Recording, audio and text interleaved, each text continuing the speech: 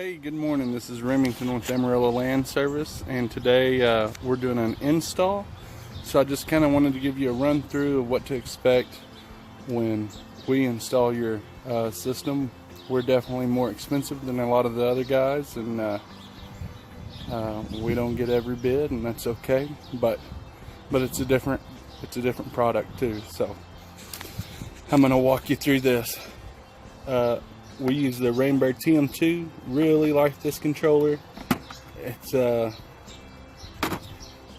backlit, so it's really easy to see. Simple, clean, really easy for the homeowner to use. And the reason we use a TM2 most of the time over an ESP, this is indoor-outdoor unit. It already comes with the pigtail transformer. And then when we go to this Wi-Fi link, we do this for all of our installs. It really gives all the capabilities of an ESP in this smaller TM2 unit. Next thing we do is we install wireless rain freeze sensor. It's a state requirement to have a rain sensor, and city code here to have a freeze sensor. Keeps it from going off when it's around 34 degrees, and you know, you don't want that on your sidewalks, and that's a liability, and you don't want it for your yard. Same thing when it rains. We try to set them for about 1/8 to 1/4 of an inch. Once you receive that, then it shuts it down. The next thing that we install, we really have had great success with, is the Rainbird HV valve. It's easy to maintain, 4 bolts. Nice little valve. No problems with it whatsoever. The next thing we do, we always check the pressure, static pressure at the house. This house had 80 psi, so we go with the SAM PRS 45s. We're doing the 45s on this one because we're also installing the R-van nozzle. These R-vans put out 0.6 inches an hour. It's great for our clay soil to be able to slow that precipitation rate down, and really just has a ton of benefits. We do the PRS heads so that we get the same uniformity through all of our sprays. We know what they're doing, how far they're throwing, and you know, if we didn't do this and you had 80 psi going to that head, your water waste would be significant. So we really believe in that. Another thing that we do with this head is we use this Rainbird flex pipe. It gives the ability for that, you know, you got a mower and your head gets run over, it gives that ability to float a little bit there in the ground.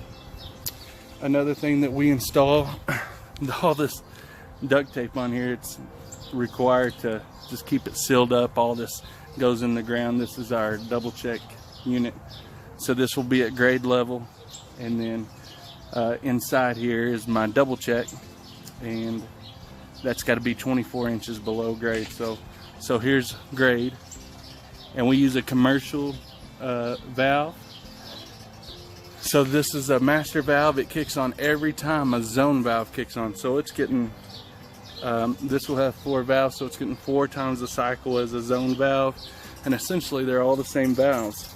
So we go with the commercial valve. We just hope for a little bit longer cycle life on that.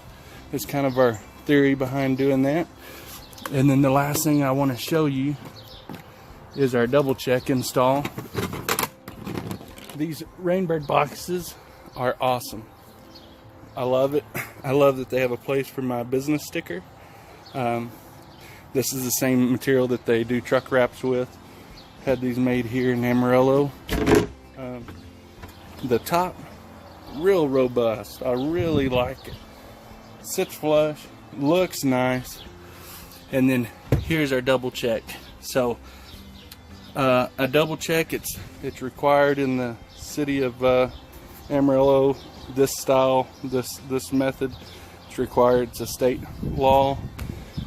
But what it does is you get a little fertilizer, anything on top of your head, and you have a city main break or a fire in your neighborhood, and fire department starts using that water, it could cause a back siphonage and would pull all that product through your head, through your irrigation system into your drinking water and contaminate the drinking water.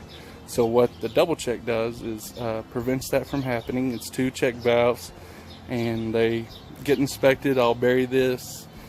Double check tester will come and test the double check, make sure it works, and then the city comes and does a city inspection. So it's real important, city requirement. Anyways, we try to keep them real clean. You know, someday you're gonna have a break and you're gonna have to get in that box, and so it needs to be as easy to use as possible, clean as possible, and so that's the reason we do all the duct taping. It looks bad right now, but it'll all be in the ground. You won't see any of it. That keeps that box sealed up and doesn't let any dirt and stuff in. So that's kind of the things that we do and why we do it. We think we provide a really good product, and it's just the way we do it around here. So have a good day. Thank you.